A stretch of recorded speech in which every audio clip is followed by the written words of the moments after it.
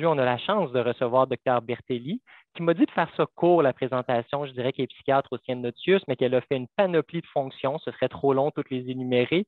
Et qu'on a la chance d'à nouveau lui permettre de partager sa sagesse avec nous. Puis sur ça, en fait, je la laisserai vous présenter sur le thème des enjeux de réadaptation de la reprise d'un rôle actif ou le retour au travail. Enjeu de réadaptation, la reprise d'un rôle actif ou le retour au travail, vous remarquerez que c'est quelque chose que pour lequel j'ai beaucoup à... je dois beaucoup de choses à Dr Rémi Côté, qui est médecin de famille, avec qui, en fait, j'ai travaillé pendant un bout de temps, au programme des troubles relationnels, et qui m'a beaucoup, en fait, parlé de ce que vivent les médecins de famille. Alors donc, vous allez voir, next.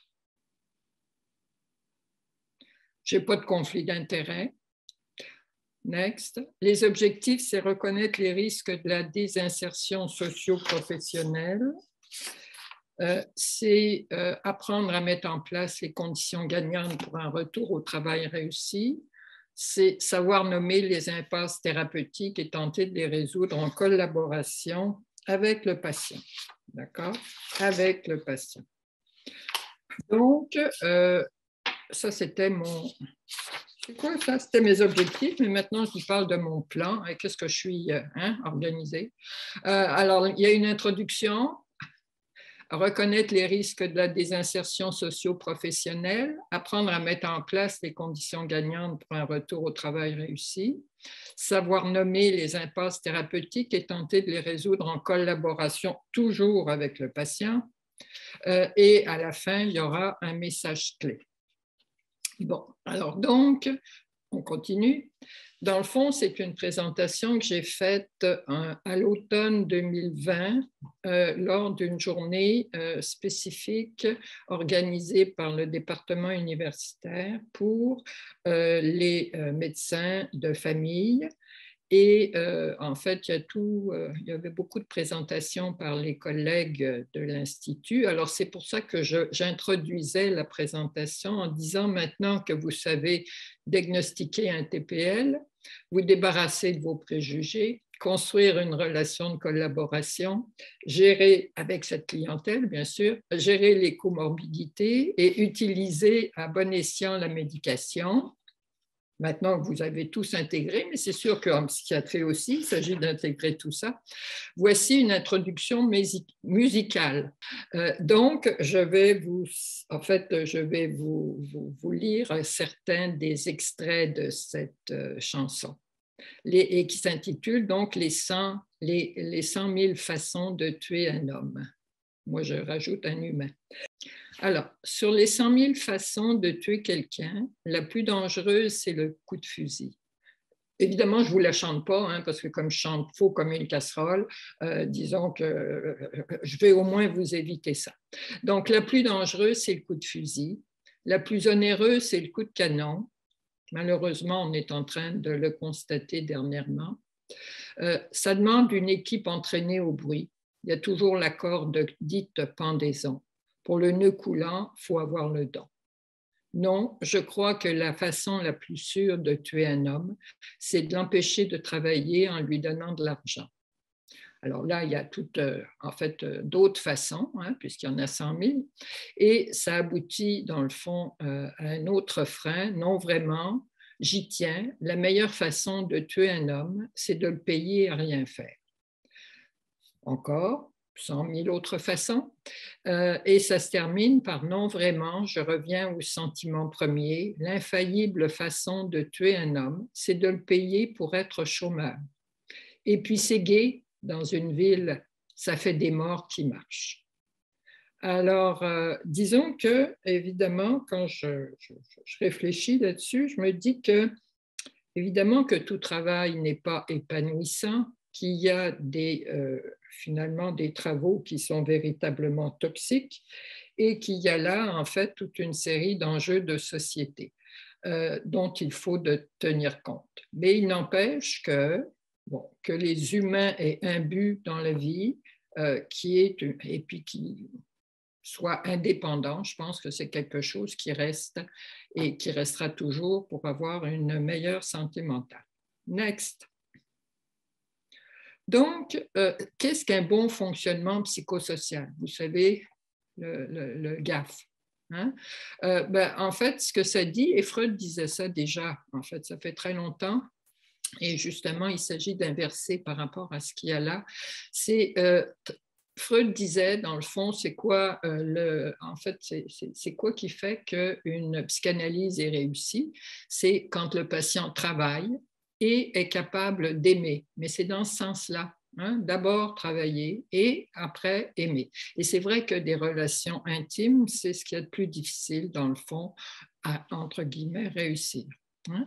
Mais là, ce qu'on dit encore maintenant, c'est avoir une relation soutenante et avoir une historique de réussite au travail, à l'école, avec une assez bonne performance à l'école et au travail, un engagement professionnel à temps plein, un engagement professionnel soutenu, et en fait, c'est défini de la façon suivante, plus que 50% du temps dans les dernières années. Next.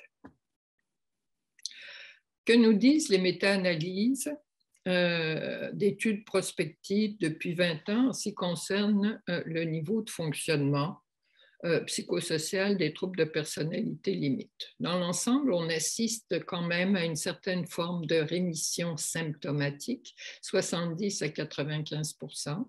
Les thérapies spécialisées et même les traitements comme d'habitude améliorent la même amélioration clinique, avec l'importance des facteurs communs. En fait, dans les derniers congrès, il est de plus en plus question des fameux facteurs communs.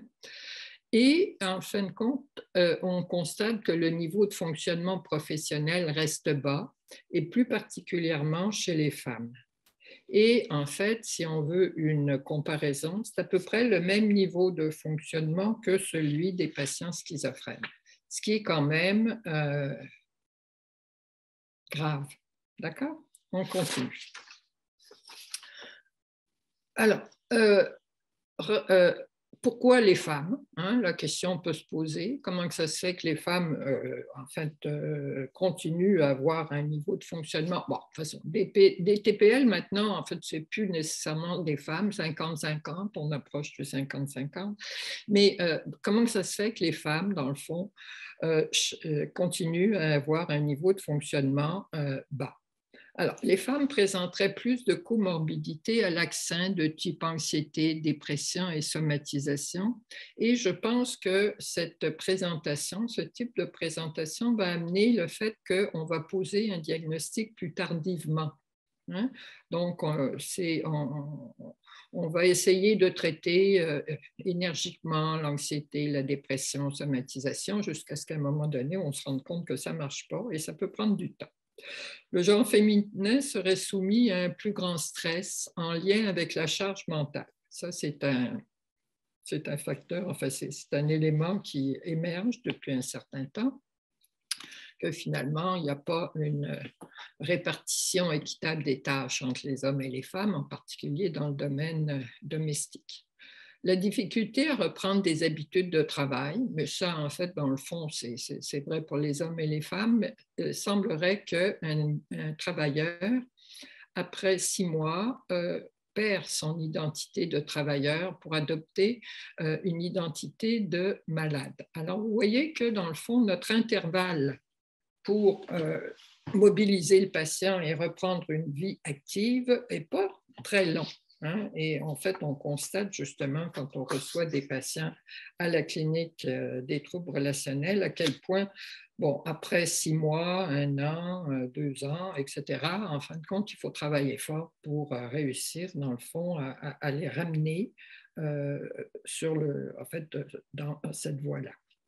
L'entourage considère que la patiente souffre trop pour travailler. Ça, c'est, vous savez, la réaction, en fin de compte, contre-transférentielle assez typique que ces clientèles-là ou ces patientes-là peuvent provoquer, c'est-à-dire amener des réflexes de sauvetage.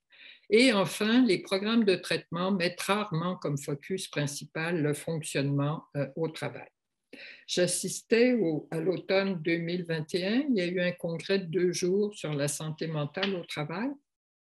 Et en fin de compte, ce qu'on constatait, c'est que c'est rarement un focus que de considérer en même temps qu'on entreprend n'importe quel traitement, psychothérapie, combinaison, psychothérapie, pharmaco, c'est rarement que ce soit abordé d'emblée.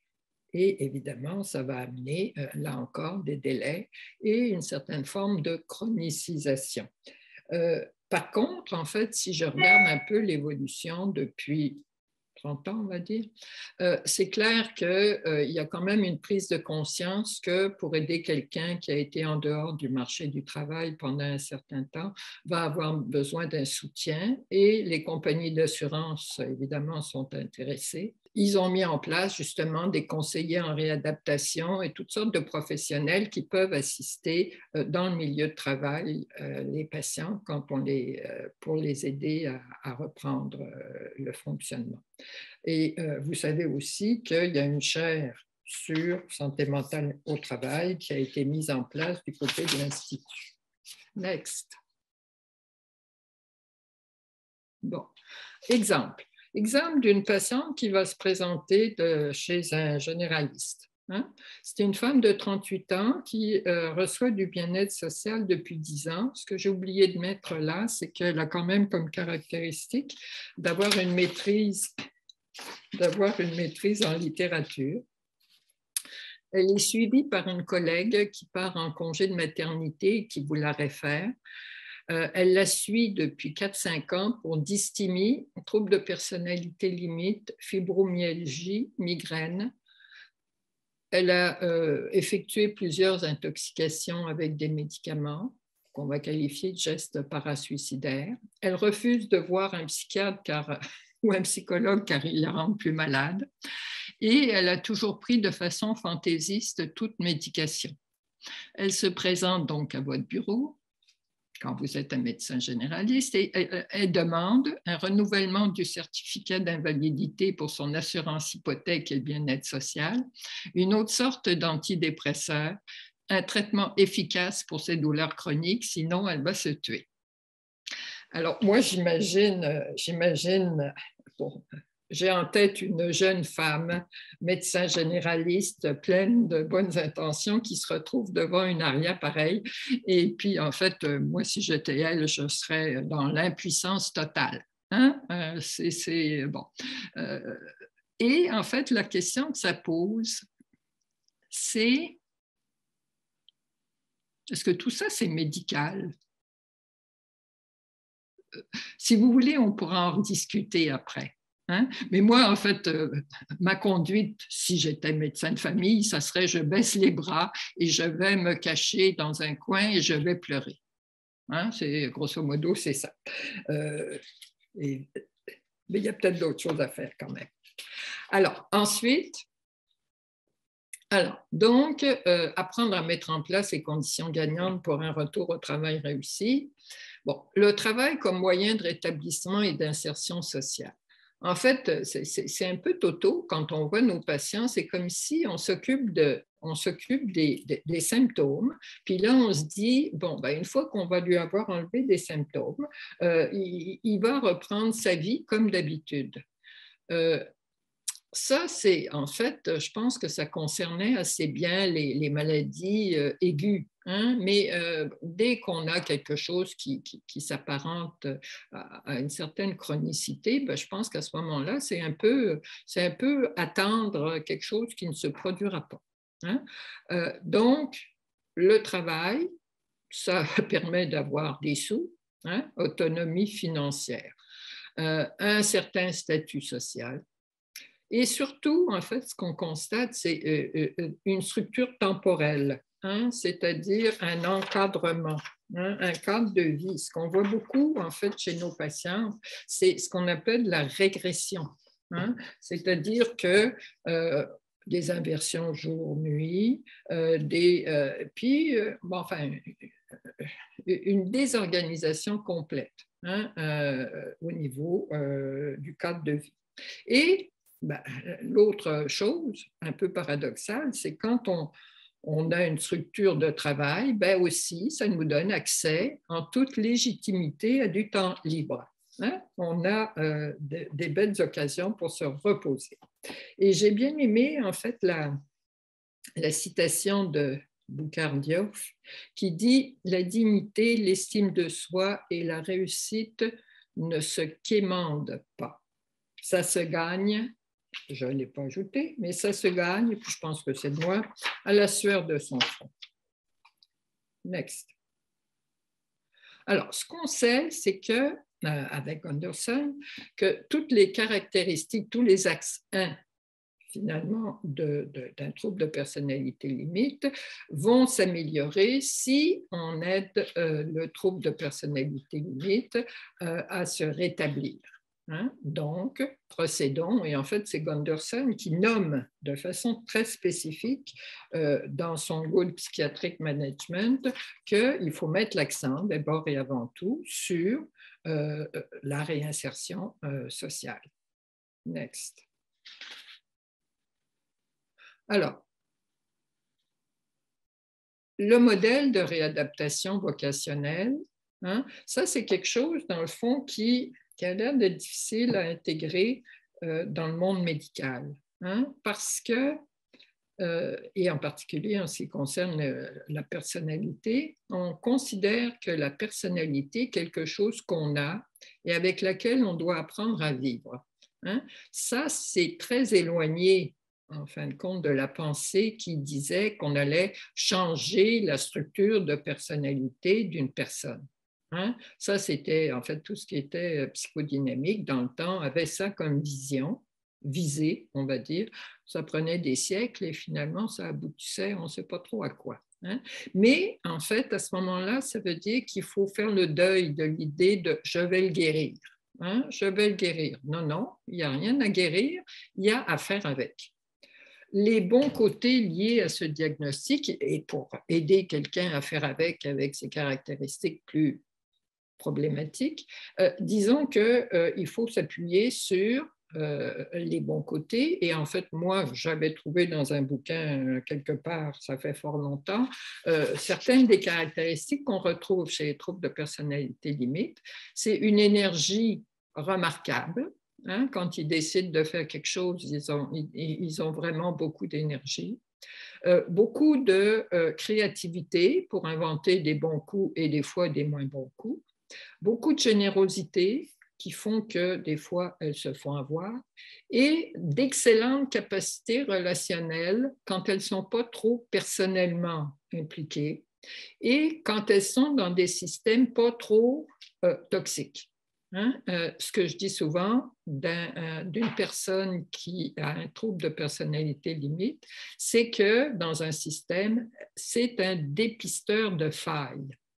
Hein? C'est-à-dire qu'elle a une fragilité qui va faire qu'elle va décompenser si le système est tout croche.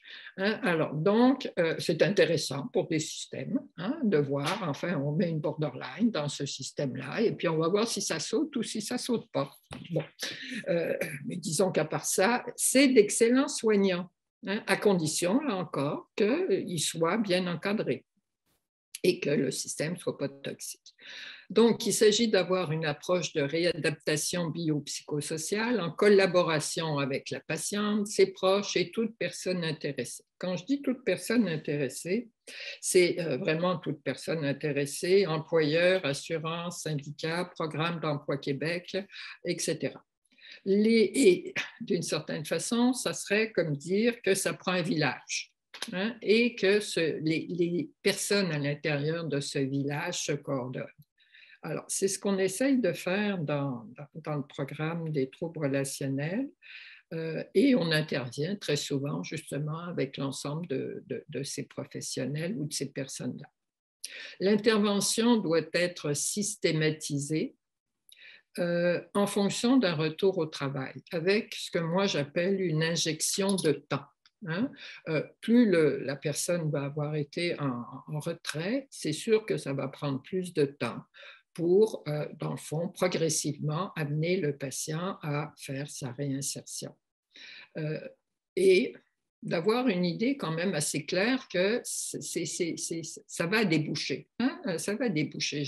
Il y a une chose qui m'a quand même beaucoup frappée lors des présentations dans le colloque Santé mentale et travail, c'est quand il y a un patient qui est venu témoigner et il est venu témoigner en nous disant que la première fois, en fait, bon, il avait fait toutes sortes d'expériences en psychiatrie, et en fin de compte, ce qui l'a le plus touché, c'est quand il y a un psychiatre qui lui a dit qu'il pensait qu'il serait capable bientôt de travailler. Hein? C'est toute la notion d'espoir. Hein? Et je pense qu'effectivement, vous n'êtes pas quelqu'un qu'on va mettre de côté, vous n'êtes pas à la marge, vous pouvez participer à la société et apporter quelque chose qui est très valable. Alors, intervention systématisée, donc en fonction d'un retour au travail, évidemment, plus l'invalidité se prolonge, plus le retour au travail sera difficile. Next. Si tu ne dors pas, non, ça va, c'est correct. Alors, apprendre à mettre en place les conditions gagnantes pour un retour au travail réussi. Alors, bon, évidemment que, entre autres, quand on parle de médecins généralistes, mais je pense que c'est vrai pour tout le monde. Hein, pour nous aussi, psychiatres, intervenants plus spécialisés dans le domaine psychiatrique, peut-être qu'il faut se rappeler les drapeaux rouges qui vont nous mettre un petit peu la puce à l'oreille. Hein, alors, donc, ce que je note, c'est réaction contre-transférentielle immédiate. Hein, quand un patient nous fait de l'effet, hein, de façon importante. Alors, soit qu'on s'apitoie, soit qu'on sente de la pression, soit qu'on ait envie de dire « ah non, pas encore hein, », et puis qu'éventuellement, on ait l'impression qu'encore, on va se mettre à glisser de façon, en fait, à la marge de notre déontologie. Vous savez, faire des choses pas tout à fait, c'est ça, cochère, on va dire ça comme ça. Un trouble à l'axe 1 qui ne répond à aucun traitement, les plaintes floues, je dirais, c'est une marque de commerce de nos patients. C'est vague, hein? C'est flou, c'est difficile à cerner, qu'est-ce qui va, je ne sais pas, etc. Qu'est-ce qui ne va pas, je ne sais pas, etc. Difficultés relationnelles étendues et répétitives, ce n'est pas la première fois que leur vie est compliquée. Et enfin, une histoire familiale chargée. Si on a ces drapeaux rouges-là, peut-être qu'il faut commencer à se réveiller et à se dire qu'on a peut-être quelqu'un qui présente un trouble de personnalité limite. Next. Alors, à ce moment-là, il s'agit de se rendre compte que nous, médecins, et puis là, en fin de compte, je m'adresse encore à des médecins généralistes. Hein, le médecin généraliste va dire, bon, ben, ce patient-là se présente avec des symptômes et ce qu'il attend de nous, c'est qu'on lui enlève ces symptômes. D'accord? Bon. Or, c'est pas clair. Hein? Souvent, ce que je donne d'ailleurs comme exemple, c'est une patiente, par exemple, qui va voir son médecin généraliste puis qui a des bouffées de chaleur. Bon. Et puis là, le médecin généraliste, il se précipite puis il donne des hormones. C'est peut-être pas ça que la patiente veut. Hein? Mais vous voyez que l'écart, dans le fond, entre la plainte et la réaction du patient est courte. Hein? Bon, la mentalisation, on va en reparler. La mentalisation, c'est important d'ouvrir cet espace de mentalisation. On va en parler un peu plus loin. Alors, agenda réel du patient, ben, dans le cas des personnes qui ont un trouble de personnalité limite, la plupart du temps, c'est dans un contexte de crise relationnelle. Le patient veut un certificat d'arrêt de travail parce qu'il n'en peut plus, des pilules, de préférence magiques, et éventuellement s'accrocher une relation substitut d'attachement. « Ah, vous êtes merveilleux, docteur, sans vous, je ne pourrais pas continuer à vivre. Hein? » Bon. Ou une combinaison d'ailleurs de ces trois-là. Bon, alors évidemment que qu'est-ce qu'on fait avec ça? Alors, donc le principe général, c'est toujours la même chose, c'est-à-dire contenir. Contenir, et puis contenir, comment est-ce qu'on fait pour contenir? C'est assez facile, en fait. Il s'agit toujours de reconnaître que ça ne va pas bien. Hein? Ah oui, ah oui, ah oui. Et d'intervenir comme, ben non, c'est pas si grave que ça, ou vous devriez prendre sur vous. Non, ça, c'est vraiment pas des façons, ça, c'est des bonnes façons si vous voulez que votre TP saute en l'air, là, saute au plafond. C'est des bonnes méthodes. Hein? Alors, valider, valider, valider, et enfin, ça me fait penser à Dr Oslos qui disait, ça rejoint la notion de connotation positive, hein, c'est-à-dire tout ce que le patient fait, c'est très, très bien. Hein, essaye de faire, etc.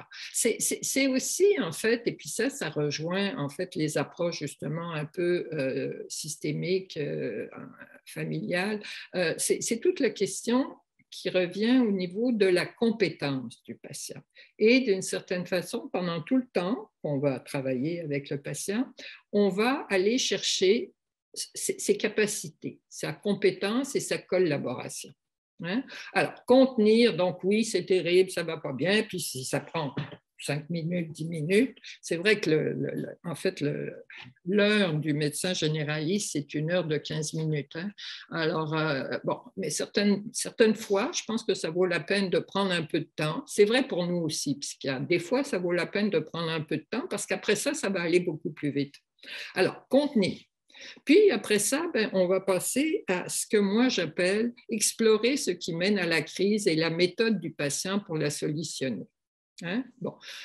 Pour un trouble de personnalité limite, ce qu'on sait, c'est que bon, il y a la souffrance, des méthodes inappropriées pour la gérer, hein? Et ensuite de ça, qui sont la plupart du temps renforcées par l'entourage.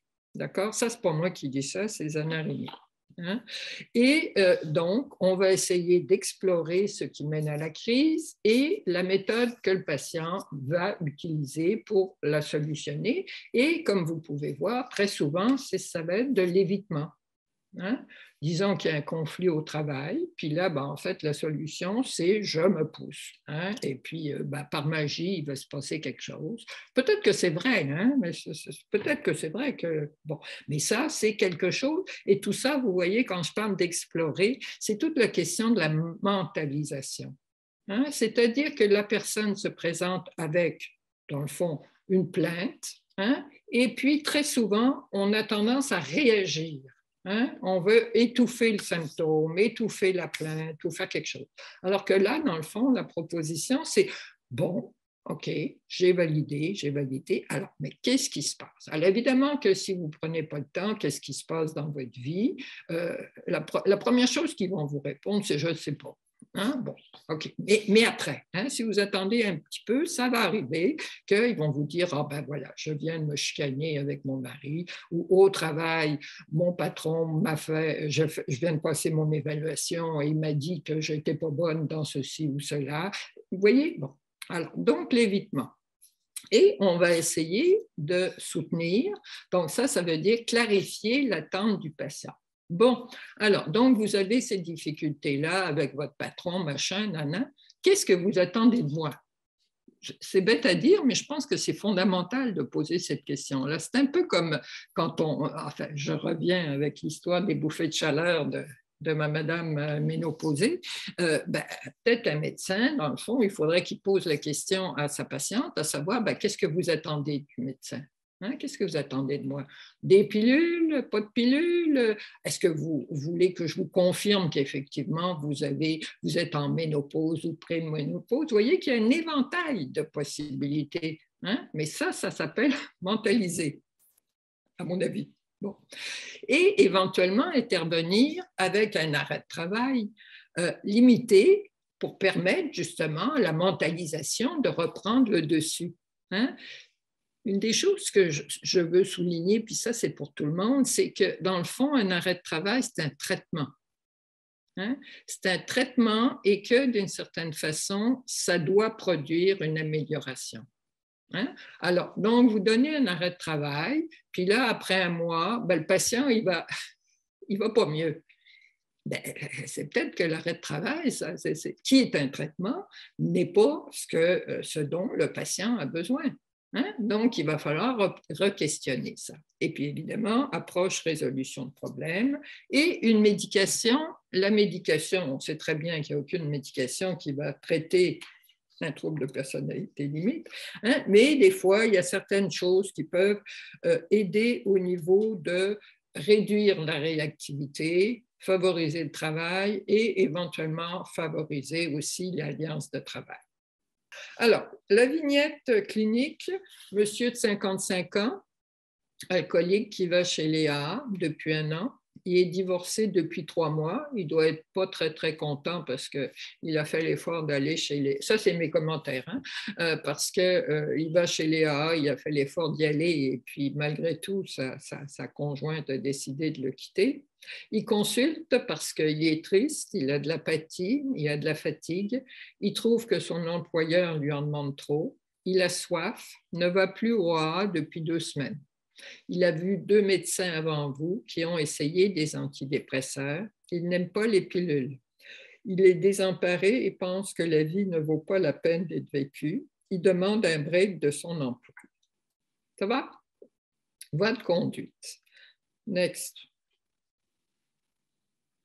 Valider, valider, valider. Bon, alors ça veut dire quoi? Ça veut dire qu'effectivement, ce n'est pas drôle, hein, d'avoir fait l'effort d'aller au AA et que malgré tout, finalement, sa madame n'a pas reconnu à quel point il faisait des efforts et qu'il peut être déçu. Et puis, vous voyez? Bon, je pense que c'est assez simple. Et en fait, c'est reconnaître à quel point, effectivement, c'est choquant. Ce n'est pas seulement triste. C'est choquant en particulier, parce qu'on voit très bien, hein, que le fait d'arrêter d'aller au AA, c'est une façon de s'auto... il bousille sa vie, hein, c'est comme si sa rage est retournée contre lui. Hein. Explorer ce qui mène à la crise. Alors, bon, qu'est-ce qui s'est passé? Et sans doute qu'il s'est passé quelque chose avec sa femme dans le processus de divorce, au niveau de la garde des enfants ou quelque chose, qui fait que c'est pire, c'est plus aigu. Hein? Et dans le fond, la question, c'est de demander à ce monsieur-là, bon, qu'est-ce que vous attendez d'un arrêt de travail en particulier? Hein? Alors là, ben, vous allez voir, qu'est-ce qu'il va vous dire? Hein? À quoi ça va vous servir un arrêt de travail? Hein? C'est une question assez... vous allez faire quoi? Hein? Est-ce que vous allez vous morfondre entre vos 4 murs et puis brailler toutes les larmes de votre corps et puis finalement, pour être capable de sortir de votre trou, ça va être 10 fois plus difficile? Hein? Ou qu'est-ce que vous allez faire? Hein? Qu'est-ce que vous allez faire avec un arrêt de travail? Puis je pense que ça, c'est la question fondamentale. Hein?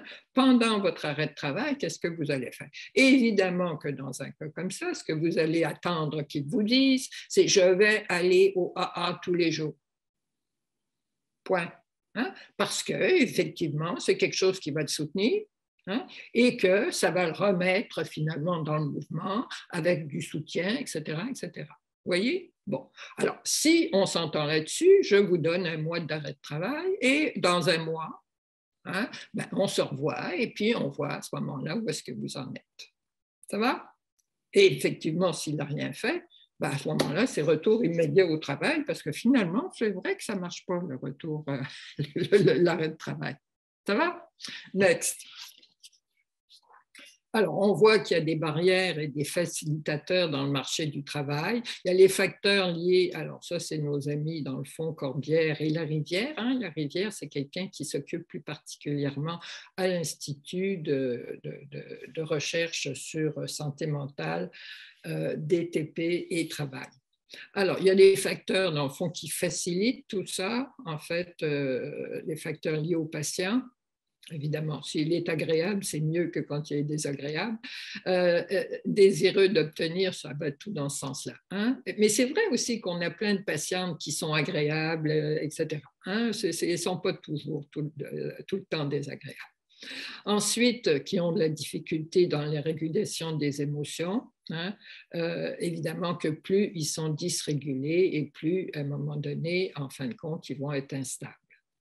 Les facteurs liés aux intervenants, et c'est là qu'on voit, dans le fond, toute la notion du village, hein, que, en fin de compte, ce qui va aider, c'est la collaboration entre les différents intervenants et d'avoir, en fait, une assez bonne idée des ressources qui peuvent exister pour soutenir le patient par rapport à, en fait, par rapport à toute la question de son insertion professionnelle. Vignette clinique. Donc, Madame N, c'est toujours, en fait, c'est toujours hein, quelqu'un qui se présente à un médecin généraliste. Hein, ça, c'est quelqu'un qui se présente à un médecin généraliste dans un sans rendez-vous. Elle est non connue par le médecin généraliste. Elle a 35 ans, elle est à son deuxième conjoint. Elle a 3 enfants suivis en psychiatrie, se dit TDAH et bipolaire 2. Ça, c'est, ouais, ils aiment bien ça. TDAH et bipolaire 2, c'est mieux que TPL. Je ne sais pas pourquoi. Travaille depuis 2 ans à la ville de Montréal. Elle n'a plus de médecin de famille. Elle se plaint d'insomnie, d'anxiété, craint de craquer comme il y a 5 ans et qu'elle s'est retrouvée en psychiatrie avec un diagnostic de TPL qu'elle refuse. Bon, alors, on voit les préjugés là, qui ont dû émerger, hein, qui ont amené que la patiente, comment ça se fait qu'elle refuse un diagnostic de TPL? C'est sans doute parce qu'on lui a transmis que ce n'était pas fin d'être TPL, que c'est beaucoup mieux d'être bipolaire 2 et puis TDAH. Bon, hein, parce qu'ils portent nos propres préjugés. Hein, disons que ça se communique assez bien. Alors, qu'est-ce que c'est qu'on va dire, qu'est-ce qu'on dit au pauvre docteur qui s'occupe de cette personne-là, qui voit arriver une personne comme ça dans un sans rendez-vous? Moi, ce que je lui dirais, mais enfin, là, on peut en discuter, que, à mon avis, en fin de compte, cette personne-là, avec 3 enfants suivis en psychiatrie, aurait bien besoin d'intervention familiale. Hein? Et puis que si chaque enfant a son psychiatre et puis elle en plus, etc., ça fait beaucoup de psychiatres, c'est vraiment pas économique. Hein? Alors moi, je dirais aux médecins qui rencontrent cette personne-là, c'est que c'est l'impuissance absolue, hein? C'est trop compliqué pour lui, il va référer pour une consultation en psychiatrie et que le psychiatre en question adulte devrait faire en fin de compte une espèce de caucus avec les psychiatres de pédos. Hein? Parce que 4 psychiatres, là, ça fait beaucoup de psychiatres pour une seule famille, il me semble. Hein? Et puis que faudrait bien que quelqu'un s'organise pour coordonner tout ça. Next. Alors évidemment, c'est toujours la même chose. Valider, valider, valider, c'est très souffrant, c'est très difficile que vous ayez peur, etc. Peut-être qu'il faudrait lui expliquer à ce moment-là, explorer ce qui mène à la crise. Et en fait, dans ce cas-ci, je pense que ce qui menait à la crise, c'est qu'elle était débordée par le nombre de consultations où elle devait amener les enfants. Hein? Elle n'avait plus de temps pour travailler parce qu'il fallait qu'elle reconduise ses enfants un petit peu partout. Puis au travail, ils commençaient à être tannés de la voir s'absenter. Hein? Donc, c'est pour ça qu'elle avait clarifié l'attente du patient. Hein? Elle avait besoin, dans le fond, d'un arrêt de travail pour être capable de rencontrer tous les psychiatres de ses enfants. Hein? Et l'arrêt de travail comme traitement, moi, c'est sûr que si elle m'explique qu'elle a besoin d'1 mois pour être capable de remplir toutes ses obligations et puis ses rencontres avec tous les psychiatres qu'elle doit rencontrer, je pourrais lui donner 1 mois, puis après 1 mois, alors ça y est, c'est fait, et puis peut-être qu'il va y avoir un peu plus de coordination dans le système. Et la médication dans un cas comme ça, comme objet transitionnel, c'est sûr que quand vous réussissez, et puis ça c'est Rockwell, hein, quand vous réussissez à faire dormir votre patient, il va vous être reconnaissant jusqu'à la fin de ses jours. Ça, c'est assez remarquable. Enfin, quelqu'un qui m'a fait dormir. Bon, next. Un autre, hein, Madame S, hein, pas de collaboration à la construction du plan de traitement. Vous voyez, ils ont quand même des patients assez complexes. Hein? Bon, patiente connue du médecin de famille, qui est divorcée depuis 30 ans, qui vit seule, qui est stable au travail comme adjointe administrative depuis une dizaine d'années, instable auparavant, décrit une surcharge de travail et du harcèlement au travail, exige beaucoup de vous, tendance passive-agressive, relation orageuse avec sa fille, ne dort plus, ne mange plus, pleure tout le temps, dit-elle. Bon, alors, qu'est-ce que vous faites? Next. Valider, valider, valider, c'est terrible. Hein? C'est terrible. C'est terrible, c'est terrible, c'est terrible. Hein? Mais je pense qu'il faut quand même le faire avec cœur. Hein? Bon. Ensuite, explorer ce qui mène à la crise. Là encore, mentalisation. Hein? La plainte, et puis alors, qu'est-ce qui se passe? Il ne se passe rien. Pour vrai. Hein? Normalement, il se passe quelque chose, probablement avec la fille. Hein? Et à ce moment-là, clarifier l'attente du patient. Je ne suis pas capable de travailler dans cet état, etc., etc. Oui, alors à ce moment-là, c'est l'arrêt de travail. Pourquoi faire? Et puis là, on discute à quoi ça va vous servir d'être en arrêt de travail. Hein? Bon, alors donc, un arrêt de travail parce que ça c'est très, très compliqué avec ma fille, puis bon, je vais dire n'importe quoi, mais ça pourrait être un cas de figure. Ma fille est enceinte, mais elle ne veut pas que je m'occupe ma fille vient d'accoucher, mais elle ne veut pas que je m'occupe du bébé, etc. Enfin, des trucs comme ça. Ben, à ce moment-là, dans le fond, elle va avoir besoin de réfléchir à tout ça. Puis alors, pourquoi ne pas l'envoyer dans un centre de crise? Hein? Centre de crise pour justement régler la crise pendant le temps que vous allez lui donner comme arrêt de travail. Et puis, une fois qu'elle va avoir fait cette démarche-là, à ce moment-là, vous la reverrez. Si ça a marché, ça veut dire que l'arrêt de travail est un bon traitement, mais sinon, ce n'est pas le cas. Et à ce moment-là, donc, il faut s'organiser pour que le travail la contienne. Ça vous va? Mais vous voyez que le principe général, et en fait, ce que j'ai essayé de transmettre, c'est toute la notion qu'un arrêt de travail, c'est pas, je trouve qu'il n'y a pas de plus idiot que de dire à quelqu'un, je vous arrête de travailler, puis allez vous reposer. Ça, là, hein, si tu n'es pas bien émotionnellement, tu vas être capable d'aller te reposer. Tiens. Hein, c'est pas si simple que ça. Hein? À mon avis, c'est jamais aussi simple que ça. Alors, l'autre chose, next. Ce que j'essaye de transmettre, dans le fond, aux médecins généralistes, mais ça pourrait correspondre aussi, dans le fond, aux psychiatres évaluateurs d'agacement, hein, c'est que, dans le fond, bon, une fois qu'on dit qu'on a fait un diagnostic de trouble de personnalité limite, hein, est-ce que cette personne-là est du ressort de la psychiatrie un peu, beaucoup, passionnément? Pas du tout. Hein? Bon.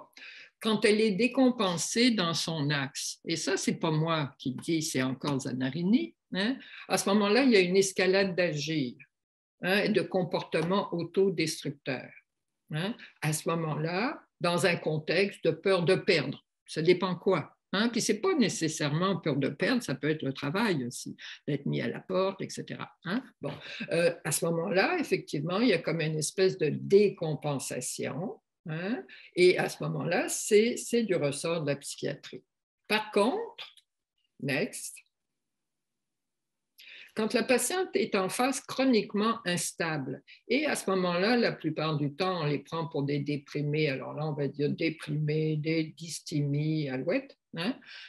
Alors que notre ami Paris parlerait plutôt de dysphorie, ce qui n'est pas la même chose. Bon, malheureuse, passive, dépendante, régressée, douloureuse, hein?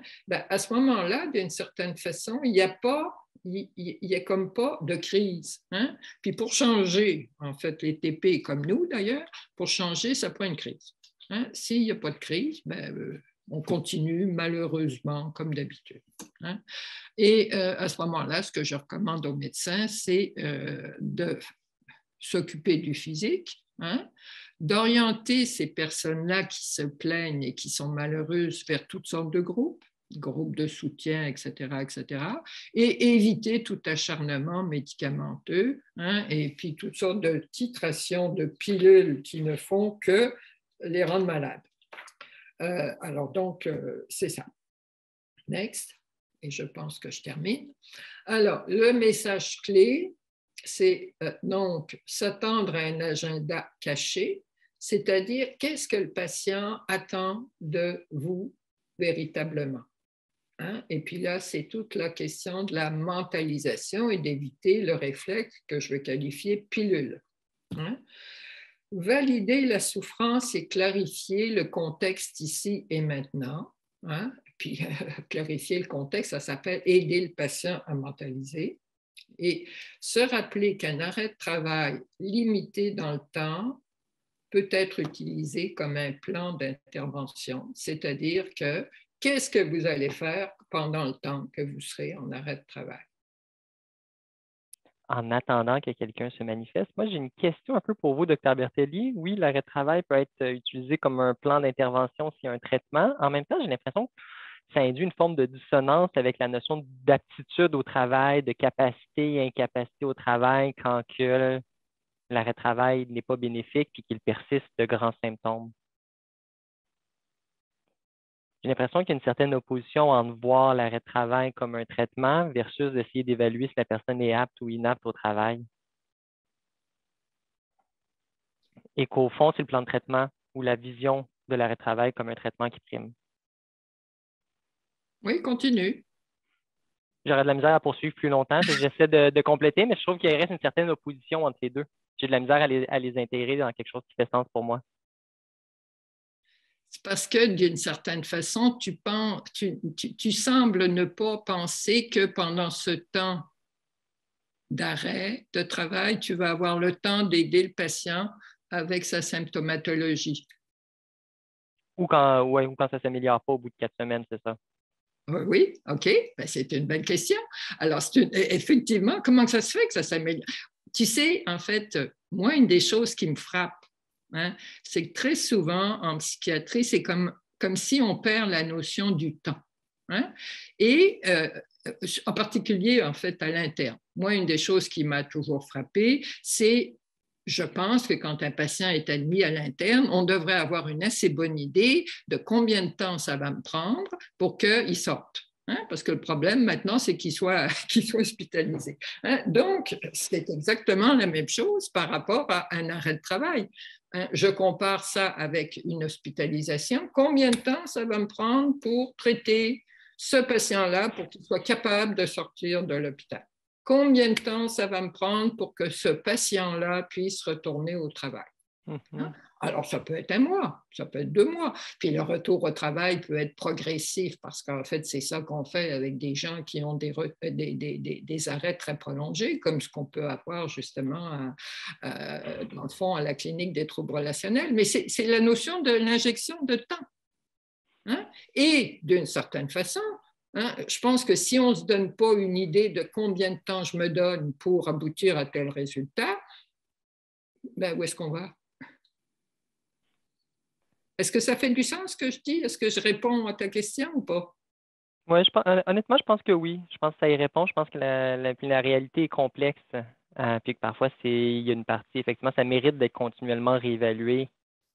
Parce que parfois, c'est difficile de le prédire à l'avance, mais il faut prévoir un moment de réévaluation pour ne pas Oui, poursuivre la même chose qui ne fonctionne pas. exactement. Hein, c'est à peu près ça, dans le fond. C'est que si parce que sinon, en fin de compte, ton patient, et puis ça, c'est une chose. Moi ça me tue jusqu'à un certain point. En fait, le truc de patient réfractaire m'énerve. C'est peut-être parce qu'on ne le traite pas pour la bonne chose. Hein? Et puis, enfin, peut-être qu'il faut se donner justement à nous-mêmes des points de repère, à savoir, bon, ben, après tant de temps, bon, ben, si ça ne marche pas, il y a quelque chose là. Hein? Et puis le patient est réfractaire. Ah, bon, OK. Merci. Merci. Oui. Oui, cette notion de compétence, pour moi, c'est fondamental. Hein? On n'a pas des objets défectueux à réparer. Hein? C'est foncièrement, c'est ça. Hein? Et il peut y avoir des choses qui dysfonctionnent, mais ce n'est pas l'entièreté de cette personne-là. Jamais. Je vous remercie grandement pour la présentation, pour le Bon, partage, je dirais, à nouveau de cette sagesse qui nous laisse sans mots. oui, merci beaucoup. Merci pour votre écoute à tout le monde et puis bonne continuation. Puis bonne journée des femmes. Oui. Hein, à propos.